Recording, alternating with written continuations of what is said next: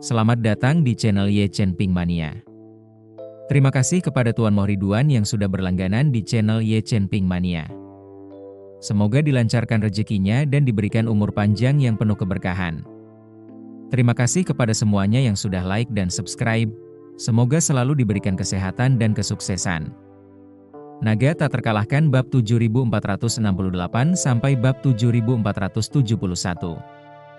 Dengan kedatangan Tawana, Pulau White Horse yang tadinya tenang tiba-tiba ramai dengan aktivitas. Bahkan pada siang hari yang paling panas sekalipun, para tamu hotel menolak untuk tetap berada di dalam kamar, berhamburan keluar seperti orang malas di jalanan, berkeliaran dengan satu-satunya tujuan untuk melihat sekilas Tawana. Yang lebih aneh lagi, sejumlah speedboat tak dikenal, besar dan kecil, muncul di sekitar Pulau White Horse, berputar-putar tanpa henti. Beberapa bahkan mencoba memasuki teluk untuk mendarat di pulau itu. Pulau White Horse dengan cepat mengirimkan petugas keamanan dan pelayan, menggunakan beberapa speedboat dan kapal pesiar pulau itu untuk memblokir pintu masuk teluk. Tawana telah tiba pagi itu, dan banyak wisatawan telah mengumumkan kedatangannya secara daring. Maladewa, dengan ratusan pulau resortnya, menarik puluhan ribu, bahkan ratusan ribu, wisatawan di seluruh dunia. Semuanya memiliki daya beli. Mendengar bahwa Tawana berada di Maladewa, di Pulau White Horse, banyak orang berbondong-bondong untuk menyelidiki, berharap dapat melihatnya secara langsung. Sekalipun mereka tidak dapat melihat Tawana sendiri, mengambil beberapa foto close-up Pulau White Horse untuk diunggah di media sosial atau Instagram akan membuat perjalanan tersebut berharga. Pulau White Horse merupakan terumbu karang, yang badan utamanya berbentuk seperti huruf C. Tepi luar huruf C merupakan daerah terumbu karang yang dangkal, ideal untuk snorkeling tetapi terlalu tajam dan dangkal untuk dimasuki kapal. Namun, bagian tengah terumbu karang berbentuk huruf C tersebut memiliki saluran yang dalamnya beberapa meter, yang dapat dilayari oleh kapal berukuran kecil hingga sedang. Pulau White Horse bereaksi cepat, menghalangi bukaan berbentuk C dengan beberapa perahu, memaksa kapal pesiar yang berputar-putar untuk tetap berada di area laut dalam terluar. Deru mesinnya berisik, membuat Ye Chen jengkel. Dia datang untuk liburan langka, berhasil tidur nyenyak semalam, tetapi pada hari kedua, tempat itu telah berubah menjadi pasar yang ramai. Kedatangan Tawana yang tiba-tiba juga membuat suasana hati Xiao Churan menjadi buruk. Kecuali jika perlu, dia menolak meninggalkan kamar mereka, bahkan menghindari restoran untuk makan siang, karena takut bertemu dengan Tawana. Beruntungnya, Tawana yang tidak ingin dikerumuni kemanapun ia pergi, meminta makan siangnya diantar ke villa airnya untuk menghindari kerumunan. Ye Chen tidak bertemu Tawana di restoran tetapi malah bertemu Hamid dan kedua istrinya. Setelah mengobrol sebentar di pintu masuk, Hamid berkata kepada Ye Chen, "Saudaraku, setelah pesta malam ini, aku akan kembali ke Suriah besok pagi. Jarang sekali kita bertemu, mau minum-minum?" Ye Chen tersenyum, "Aku akan melewatkan pestanya, tapi jika kamu ingin minum, mari kita pergi ke bar pantai setelah pesta selesai." Kedengarannya bagus. Hamid menyeringai, "Jika kamu tidak datang ke pesta, aku akan menghubungimu saat pestanya selesai." Kemudian, dengan senyum nakal, dia bertanya pada Ye Chen, "Kakak, dengan mengajak istrimu berlibur kali ini, apakah ada rencana untuk memulai keluarga?" "Rencana apa?" Ye Chen sejenak bingung, tidak mengerti maksudnya. Hamid terkekeh, menunjuk perut buncitnya, mengangkat sebelah alis, "Buat bayi, bikin istrimu hamil. Hartaku yang sedikit membuatku khawatir tidak punya ahli waris. Dengan hartamu yang banyak, saudaraku, kalau kamu tidak punya 8 atau 10 putra, bagaimana mereka akan mewarisi semuanya?" "Oh, begitu maksudmu?" Ye Chen tertawa canggung, "Terlalu banyak hal yang terjadi sekarang. Masih dalam tahap awal, belum ada rencana untuk punya anak. Mungkin nanti." Hamid mengangguk sambil mengacungkan jempol, "Pemikiranmu tentang gambaran besar jauh lebih maju dariku." Kemudian, sambil mendesah malu, dia menambahkan, "Saya hanya menuruti hawa nafsu mencari kenyamanan, terlalu optimis." Kecanggungan Hamid membuat Ye Chen merasa sedikit tidak nyaman juga. Beberapa hal memang lebih baik tidak dikatakan, jadi dia tidak berkutat di situ, alih-alih menepuk bahu Hamid, "Kak, kembalilah dan fokus pada pekerjaanmu. Kalau ada apa-apa, hubungi aku segera." Aku akan berusaha sebaik mungkin untuk membantu. Baiklah. Hamid mengangguk, tersentuh. Terima kasih, saudara. Pesta malam itu, baik Ye Chen maupun Xiao Churan tidak berencana untuk hadir. Namun, Alan dan Xiao Changkun sangat bersemangat dan berencana untuk datang lebih awal untuk bergabung dalam kesenangan. Bernard Elno berharap dapat memanfaatkan pengaruh Tawana secara cuma-cuma, jadi ia dengan hangat mengundangnya untuk menyanyikan beberapa lagu di pesta tersebut. Bar dengan pemandangan laut, yang sudah dilengkapi dengan peralatan pertunjukan lengkap dan band lokal, akan lebih meriah jika Tawana menyanyikan beberapa lagu hitsnya. Para tamu tidak hanya akan senang, tetapi video yang diunggah daring pasti akan menarik perhatian dan pujian global, sehingga melejitkan ketenaran White Horse Island. Selain itu, White Horse Hotels bukan hanya satu properti. Hotel ini memiliki resort di seluruh dunia. Jika Tawana menyanyikan beberapa lagu dan videonya menjadi viral, jaringan hotel tersebut dapat memperoleh lebih dari 1 miliar exposure, efek yang bahkan tidak dapat dicapai oleh jutaan orang dalam pemasaran. Terima kasih masih menyimak channel Ye Chen Ping Mania. Ketika Bernard Elno menyampaikan gagasan ini kepada Tawana melalui telepon, dia tampak jijik. Ia bercerita kepada orang tuanya, Bernard Elno ini sama sekali tidak seperti mantan orang terkaya di dunia, yang selalu berhemat, ingin mendapatkan hadiah. Sekarang ia ingin aku bernyanyi di pesta. Biasanya, untuk acara seperti ini, biaya tampilnya bisa mencapai jutaan, kan? Ia sangat kaya, tetapi tidak pernah menyebut soal pembayaran. Ibu Tawana tersenyum. Sayang, ingatlah, semakin kaya mereka, semakin banyak perhitungan yang mereka buat. Dia bukannya tidak mau menghabiskan uang, hanya lebih suka tidak menghabiskan uang jika dia bisa menghindarinya. Ia menyarankan, jika kamu benar-benar tidak mau, carilah alasan untuk menolak. Katakan saja kamu sedang tidak enak badan atau tenggorokanmu tidak kuat. Aku ragu dia akan terus memaksa. Tawana mengangguk, akan kukatakan padanya kalau aku terlalu banyak menggunakan suaraku untuk 20 konser berturut-turut dan butuh istirahat. Ayah Tawana menimpali, menurutku, sebaiknya kamu membantunya dengan menyanyikan beberapa lagu di pesta ini. Tidak mungkin, kata Ibu Tawana dengan nada tidak senang. Tidakkah kamu lihat Bernard Elno hanya ingin memanfaatkannya? Sejak kita tiba, dia tidak menawarkan untuk menanggung biaya kita, tidak menyebutkan biaya pesta, dan sekarang ingin dia bernyanyi. Mengapa kita harus ikut dengannya? Ayah Tawana tersenyum, jangan memandangnya terlalu sempit. Bernyanyi tanpa bayaran mungkin tampak seperti membiarkan dia mengambil keuntungan. Tetapi pikirkanlah, jika ini tersebar online, video dia bernyanyi di pesta tersebar di berbagai platform, itu juga merupakan publisitas yang bagus untuknya. Saat ini, ketika seorang bintang besar melakukan sesuatu yang membumi, itu seperti dewa yang turun ke bumi di mata publik, sangat menyentuh. Seorang penyanyi top seperti putri kita, bernyanyi gratis di bar selama liburan, berinteraksi dengan tamu, itu akan menjadi viral secara online, dengan penggemar yang menggila. Ditambah lagi, kami berada di bar White Horse Hotel, berbaur dengan para tamu. Tim korporat mereka akan memanfaatkan kesempatan ini, menggelontorkan dana yang sangat besar ke media hiburan global untuk mendapatkan exposure. Mereka menghabiskan uang untuk mempromosikan diri mereka dan kami. Dan, meskipun Bernard Elno pelit secara pribadi, dia adalah bos dari begitu banyak merek mewah. Akan ada banyak peluang kolaborasi. Kelompoknya mengikuti prosedur yang tepat untuk transaksi bisnis, mereka tidak akan berhemat dalam hal pembayaran. Jadi, apa salahnya memberinya sedikit bantuan? Satu-satunya biaya yang harus kami keluarkan adalah putri kami menyanyikan beberapa lagu. Sepertinya kita membantu Bernard Elno, tetapi sebenarnya kita juga membantu diri kita sendiri. Dalam dunia bisnis saat ini, membantu orang lain seringkali merupakan cara terbaik untuk membantu diri sendiri. Tawana dan ibunya terdiam. Analisis ayahnya masuk akal dan cukup objektif. Terkadang, Anda tidak ingin orang lain mengambil keuntungan, tetapi setelah dipikir-pikir, kolaborasi yang saling menguntungkan bukanlah pilihan yang buruk. Tentu, ia mendapat beberapa lagu gratis, tetapi ini juga merupakan kesempatan untuk menunjukkan sisi bintang yang lebih relevan. Jadi Tawana mengangguk, baiklah, aku setuju untuk menyanyikan beberapa lagu di pesta malam ini. Ibunya memperingatkan, "Sayang, dengarkan aku, maksimal 3 lagu."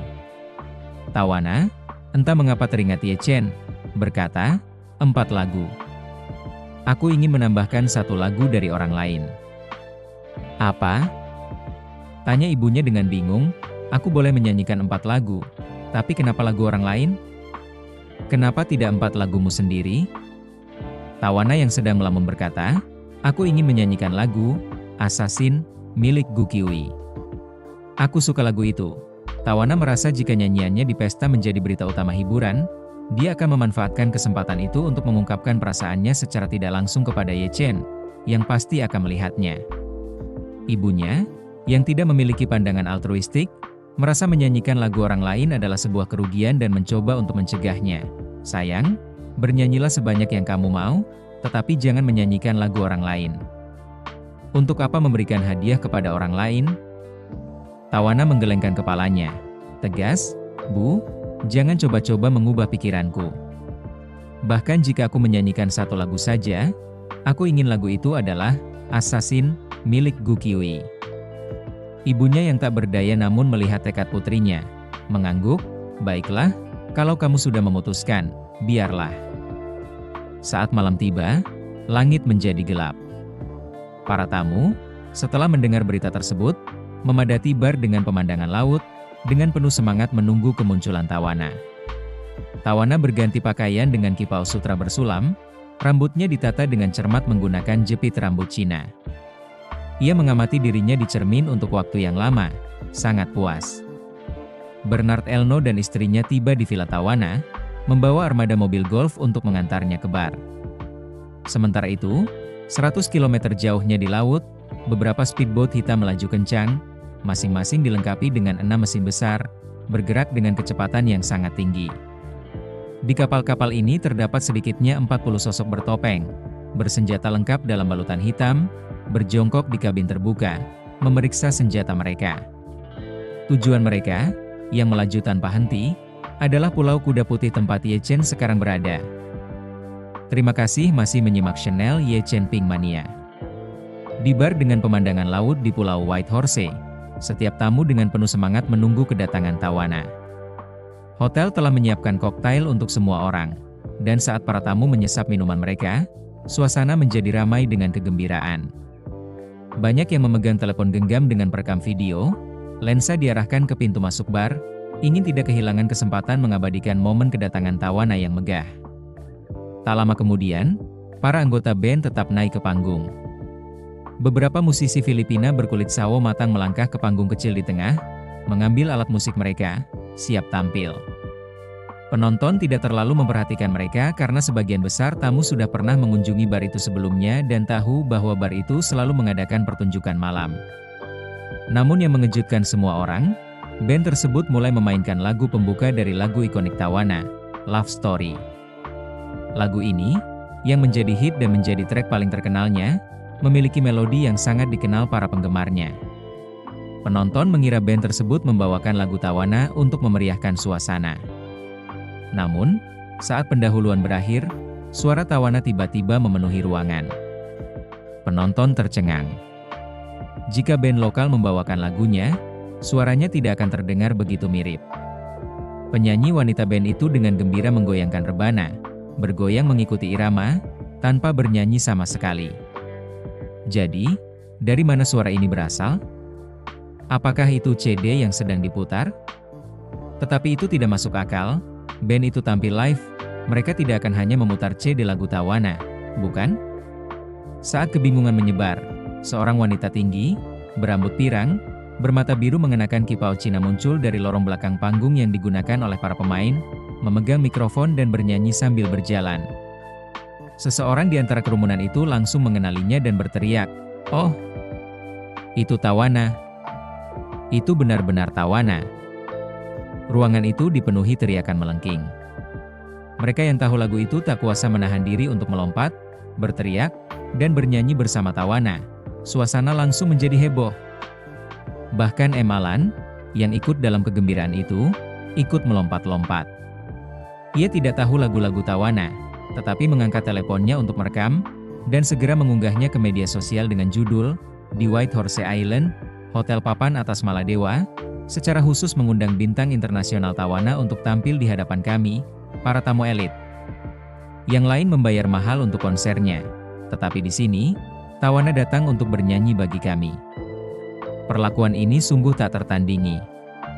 Tawana, sebelum naik panggung, telah membayangkan reaksi publik yang tak terhitung jumlahnya, namun tidak pernah membayangkan seseorang seperti M. Alan, menggambarkannya sebagai seseorang bayaran yang datang ke White Horse Island hanya untuk tampil di depan mereka. Ye Chen, yang sedang asyik bermain ponsel di kamar hotel, menemukan postingan M. Alan dan benar-benar terdiam. Ibu mertuanya memang luar biasa, selalu menemukan cara untuk meningkatkan citranya sendiri, bahkan jika itu berarti meremehkan orang lain. Seorang bintang internasional ternama seperti Tawana telah direndahkan menjadi penyanyi bar dalam kata-katanya, sebuah bukti keberaniannya. Xiao Churan juga melihat postingan ibunya. Tidak seperti Ye Chen yang menganggapnya lucu, dia merasa malu, terutama karena Ye Chen juga melihatnya, sehingga rasa malunya semakin bertambah. Tak lama kemudian, keduanya menerima pemberitahuan push dari platform video, penyanyi top Tawana Swift bernyanyi langsung di sebuah bar di Maladewa selama liburannya. Tonton siaran langsungnya sekarang. Ye Chen bingung, bagaimana bisa streamingnya begitu cepat? Karena penasaran, ia mematikan teleponnya dan mengklik, menemukan seorang tamu yang sedang melakukan streaming langsung dari penonton. Streaming tersebut dengan cepat menarik lebih dari 1 juta pemirsa, dengan komentar dan obrolan singkat membanjiri layar. Xiao Churan, yang tampak penasaran, mengenakan earphone Bluetooth-nya. Ye Chen, dengan pendengarannya yang tajam, menangkap suara samar yang keluar dari earphone tersebut, ia memastikan bahwa dia sedang menonton siaran langsung. Di dalam bar, Tawana menyelesaikan love story, dan ruangan itu dipenuhi tepuk tangan, sorak-sorai, teriakan, dan siulan. Para tamu sangat gembira, tidak pernah menyangka mereka tidak hanya akan melihat Tawana secara langsung tetapi juga mendengarnya bernyanyi secara langsung, begitu dekat. Bahkan tiket konser baris depan tidak dapat menandingi kedekatan dan keistimewaan ini. Terima kasih masih menyimak channel Ye Chen Pink Mania. Setelah menyanyikan lagu tersebut, Tawana tersenyum sambil memegang mikrofon. Halo, semuanya, saya Tawana Swift. Saya senang bisa bergabung dengan kalian semua di pesta ini. Terima kasih kepada White Horse Group dan Tuan Bernard Elno atas undangannya. Saya harap kita bisa menikmati malam yang tak terlupakan di pulau tropis yang indah ini. Para penggemar menjadi heboh. Bernard Elno dan istrinya naik ke panggung, memegang mikrofon di tangan, sambil tersenyum. Nona Swift benar-benar penyanyi yang paling dicintai di dunia. Penampilan langsungnya begitu memikat. Bahkan seorang pria tua seperti saya tidak dapat menahan diri untuk tidak bergoyang mengikuti irama. Jadi, para tamu yang terhormat, apakah Anda ingin mendengar lebih banyak suara Nona Swift yang memesona? Ya? Para tamu bar bersorak serempak. Tawana tersenyum, seperti yang kalian tahu, saya baru-baru ini menggelar 20 konser di Tiongkok. Saya datang ke Pulau White Horse untuk beristirahat dan bersantai. Karena Tuan Bernard Elno ada di sini dan mengundang saya ke pesta ini, dan kalian semua ingin mendengar lebih banyak, saya akan menyanyikan beberapa lagu lagi. Namun, lagu berikutnya bukan milik saya, melainkan milik Nona Gu Kiwi, yang pernah bekerja sama dengan saya di Tiongkok. Lagunya, Assassin, membuat saya terpikat, dan saya harap kalian juga akan menyukainya. Kerumunan bersorak, tetapi wajah Xiao Churan memucat. Meskipun volume earphone-nya rendah, bagi Ye Chen, suaranya terdengar jelas seolah-olah berada di dekatnya. Mendengar Tawana hendak menyanyikan Assassin, ia menjadi gelisah dan berkata kepada Xiao Churan, "Sayang, aku akan duduk di kursi dek di luar sebentar." Xiao Churan mengangguk canggung. "Oh, oke." Di teras belakang villa, di bawah langit yang bebas polusi cahaya, Bima Sakti berkilauan bagaikan nampan mutiara yang bertaburan, bintang-bintang yang tak terhitung jumlahnya berkilauan dalam pemandangan kosmik yang dalam dan megah. Berbaring di kursi santai, Ye Chen menatap Bima Sakti yang cerah, sambil mengingat 2 kali ia terpikat oleh bintang-bintang bersama Lin Wan Er. Sekali di Danau Dian, mencari tempat kelahiran ibu teh PUR, dan sekali di Kutub Utara, menyaksikan langit berbintang dengan aurora misterius yang membentuk jejak telapak tangan. Namun, jejak tangan sialan itu tidak berani ia gunakan lagi. Ia mengira jejak tangan itu menghasilkan energi spiritual, tetapi ternyata jejak tangan itu menguras energinya sendiri sepenuhnya, tidak berguna baginya. Tenggelam dalam pikirannya, dia menatap bintang-bintang, sambil teringat Lin Wan Er, yang telah memandangi langit ini selama 3 atau 4 abad di era tanpa polusi cahaya, kesendirian yang terlalu mendalam untuk diungkapkan dengan kata-kata. Saat ia sedang hanyut, ia tiba-tiba mendengar deru mesin perahu cepat dan bunyi lambung kapal yang menghantam lautan. Seketika waspada, ia teringat banyak kapal pesiar dan pesawat amfibi yang pernah dilihatnya di Maladewa. Puluhan atau bahkan ratusan kapal mengitari Pulau White Horse pada siang hari. Namun, kapal-kapal pesiar itu mewah, tidak terlalu bertenaga. Mesin yang didengarnya sekarang cepat, luar biasa kuat, seolah-olah puluhan mesin tengah menderu, melaju menuju Pulau White Horse. Dia pernah melihat kapal-kapal seperti itu di kota-kota pesisir, yang digunakan untuk penyelundupan, dikenal sebagai kapal besar, yang dirancang untuk kecepatan tinggi dengan muatan berat agar dapat berlari lebih cepat dari kapal patroli. Semakin cepat semakin baik. Namun, Maladewa adalah negara wisata, daratan terdekatnya adalah India. Siapa yang cukup gila untuk menyelundupkan barang sejauh 600,700 km menyeberangi lautan dari India? Dan apa yang bisa diselundupkan India ke Maladewa? Selain pulau-pulau permukimannya, hotel-hotel di Maladewa memiliki tingkat konsumsi yang lebih tinggi daripada Eropa atau Amerika, mengimpor barang-barang mewah dari Eropa, air dari Fiji, dan bahan-bahan terbaik dari seluruh dunia, bukan barang-barang India. Jadi, Ye Chen yakin kapal-kapal ini tidak melakukan penyelundupan. Lalu, apa gunanya begitu banyak perahu berkecepatan tinggi berlomba menuju Pulau White Horse? Meski dia tidak dapat memastikan niat mereka, dia yakin mereka bermaksud menimbulkan masalah. Sambil mengerutkan kening, dia merenung, jika mereka berniat jahat, siapa yang mereka incar? Bernard Elno? Mungkin, dia mantan orang terkaya di dunia, menculiknya bisa mendatangkan banyak uang. Atau Tawana, dia juga bukan orang suci. Di Jepang, dia menjadi incaran para pembunuh, mungkin orang-orang ini juga mengincarnya. Bersambung.